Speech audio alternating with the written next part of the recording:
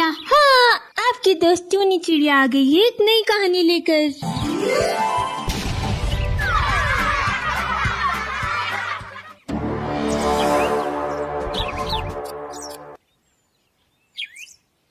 Champak one में टूनी चिड़िया अपने पति टोनी और बच्चों सोनू और मोनी के साथ रहा करती थी। सोनू को वायलिन बजाने का बहुत शौक था और मोनी को डांस करने का। एक दिन दोनों ने अपने माता पिता से जिद की, पापा मुझे वायलिन बजाना सीखना है। हाँ पापा, मुझे भी क्लासिकल डांस सीखना है। अच्छा ठीक है, इस बार गर्मी की छुट्टियों में तुम्हारा नाम किसी म्यूजिक एंड डांस के स्कूल में लिखा दूंगा। टूनी चिड़िया सोच रहा था कि जंगल में कोई म्यूजिक और डांस का स्कूल तो है ही नहीं, फिर कैसे वो अपने बच्चों से किया वादा पूरा कर सकेगा। यही सोचते हुए वो वापस लौट रहा था। तभी रास्ते में नदी पर उसे बड़ी सी बोट दिखी जिस पर एक स्कूल बना था। स्कूल का नाम magical dance and music school लिखा था। ये तो टोनी को मुंह मांगी मुराद मिल गई। वो फौरन प्रिंसिपल से मिलने पहुंचा। प्रिंसिपल बहुत ही अजीब थी और अजीब तरीके से बात करती थी। ये स्कूल पहले तो यहाँ कभी नहीं देखा, क्या ये नया खोला गया है? ये मेरा स्कूल बहुत पुराना है। मैं एक जंगल से दूसरे जंगल म्यूजिक सिखाती घूमा करती हूँ, इसीलिए नाव पर स्कूल बनाया है ताकि नदी के रास्ते कहीं भी स्कूल ले जा सकूं। मैं चाहती हूँ सभी संगीत प्रेमी संगीत की शिक्षा प्राप्त कर सके। प्रतिभाशाली बच्चों को यहाँ फ्री में म्यूजिक सिखाया जाता है और रहने की भी व्यवस्था यहीं पर है। अरे वाह, ये तो बहुत अच्छी बात है। मेरे बच्चों की 2 महीने की गर्मी की छुट्टी है। इस बीच मैं उन्हें आपके स्कूल में एडमिशन दिलाना चाहता हूँ, तो मुझे क्या करना होगा? आप कल ही उन्हें यहाँ रहने के लिए भेज दीजिए। समझिए उनका एडमिशन हो गया। वो यहीं रहेंगे और संगीत की शिक्षा ग्रहण करेंगे। यहाँ 100 बच्चों के रहने की पर्याप्त व्यवस्था है। टोनी ने घर आकर अपने बच्चों को ये खुशखबरी बताई। अगले दिन जंगल के बहुत से बच्चे उस स्कूल में एडमिशन लेने पहुँचे। सोनू और मोनी बहुत खुश थे। एक कमरे में 6 बच्चों के सोने की व्यवस्था थी।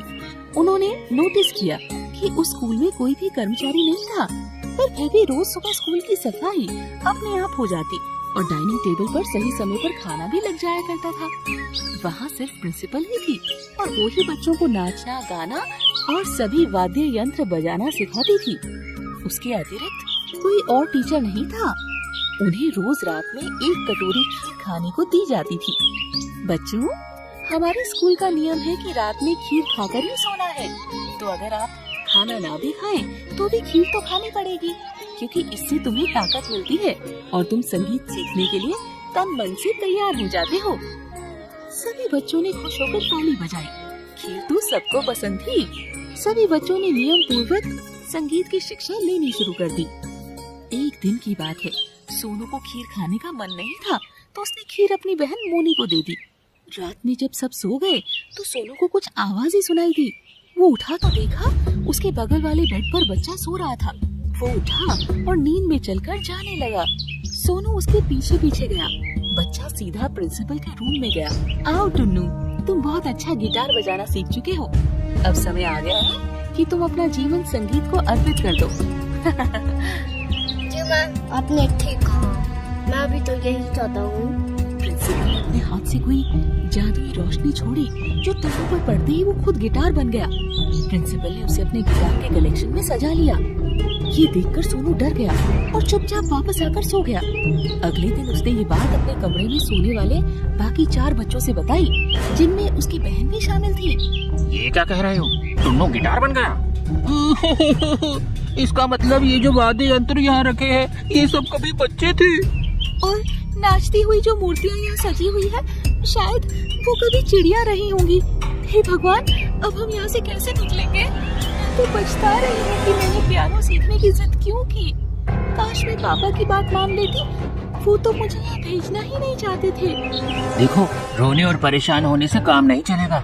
हमें अपनी रक्षा खुद करनी पड़ेगी।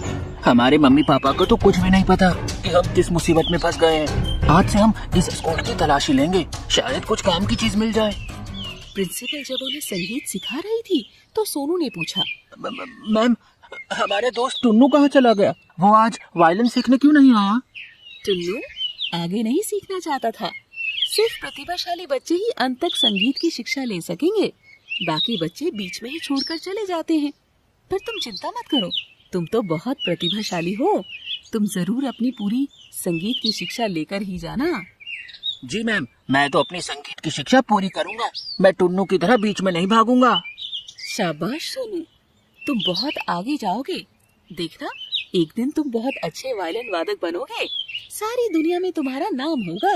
क्लास खत्म होते ही वो पांचों बच्चे अपने कमरे में जाने की जगह स्कूल की तलाशी लेने लगे। सोनू को एक कमरे में एक डायरी मिली जिसमें कुछ मंत्र लिखे थे। एक मंत्र के सामने लिखा था सब कुछ ठीक करने का मंत्र। सोनू ने वो मंत्र रट लिया, डायरी अपने पास रख ली और चुपचाप अपने कमरे में आ गया। रात में उन पांचों में से किसी ने भी खीर नहीं खाई, जबकि अन्य कमरों में रुके बच्चों ने खीर खा ली। उन लोगों ने अपनी खीर चुपचाप गमलों में फेंक दी। आधी रात में सोनू ने सबको उठाया। उन्होंने देखा कि बगल के कमरे से एक बच्ची निकलकर प्रिंसिपल के रूम में गई। टुनटुन, तुम तो बहुत अच्छा डांस करना सीख चुके हो। अब समय आ गया है कि तुम अपना जीवन संगीत और नृत्य के लिए समर्पित कर दो। हाँ मैम, आपने ठीक कहा, मैं भी तो यही चाहती हूँ। इतना कहकर उसने टुनटुन पर अपने हाथ से जादुई रोशनी फेंकी। टुनटुन तुरंत एक मूर्ति में बदल गई। ये देखकर सब बच्चों को सोनू की बात पर भरोसा हो गया। जब प्रिंसिपल चली गई तो सभी बाहर आए। देखा, मैंने सही कहा था ना, खीर में सम्मोहन है।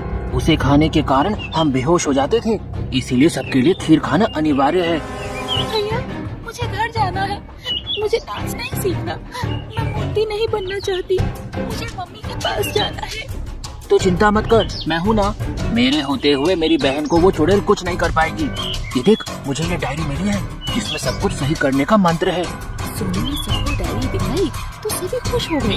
अरे वाह, ये तो बहुत अच्छी बात है। चलो हम सब इस मंत्र को एक साथ दोहराते हैं। सभी वो मंत्र दोहराने लगे और देखते ही देखते सभी वायलिन, गिटार, पियानो आदि जीते जागते बच्चों में बदलने लगे। पूरा कमरा बच्चों से भर गया। तभी प्रिंसिपल वहाँ आ गई। ये क्या, तुमने ये क्या किया? मैं तुम्हें छोड़ूंगी नहीं। मैं तुम सबको मार दूंगी। कोई यहाँ से जिंदा बचकर नहीं जाएगा। प्रिंसिपल बहुत ही भयानक लग रही थी। वो उनकी तरफ बढ़ी, तभी एक बच्चा टुन्नू चिल्लाया। सोनू, इसकी डायरी फाड़ कर जला दो। इसी में इस चुड़ैल का सारा जादू और इसकी जान है। सोनू ने तुरंत डायरी को बीच से फाड़ दिया। चुड़ैल प्रिंसिपल चीखती रही, पर सोनू ने उसकी डायरी आग में झोंक दी। सारे बच्चे वहाँ से बाहर भागे। डायरी के साथ साथ वो नाव भी जल गई। सारे बच्चे चंपक वन में सोनू के घर पहुँचे। जंगल के सारे पक्षी उन्हें एक साथ इतनी रात में देखकर चौंक गए। अरे बच्चों, तुम लोग अचानक इस समय कैसे आ गए? और ये सब बच्चे कौन हैं? अरे ये तो हमारे पड़ोसी जंगल के बच्चे हैं जो अचानक कहीं गए भी गए थे। सोनू ने सबको पूरी कहानी सुनाई। वाह बच्चों, तुमने बहुत ही बहादुरी का काम किया। मुझे तुम पर नाज है। अगले दिन ही सभी बच्चों को उनके माता पिता के पास पहुंचा दिया गया। इस तरह सोनू की सूझबूझ से सभी बच्चों की जान बची और नाव वाली भूतिया चिड़िया का अंत हुआ। सोनू तो जंगल का हीरो बन गया।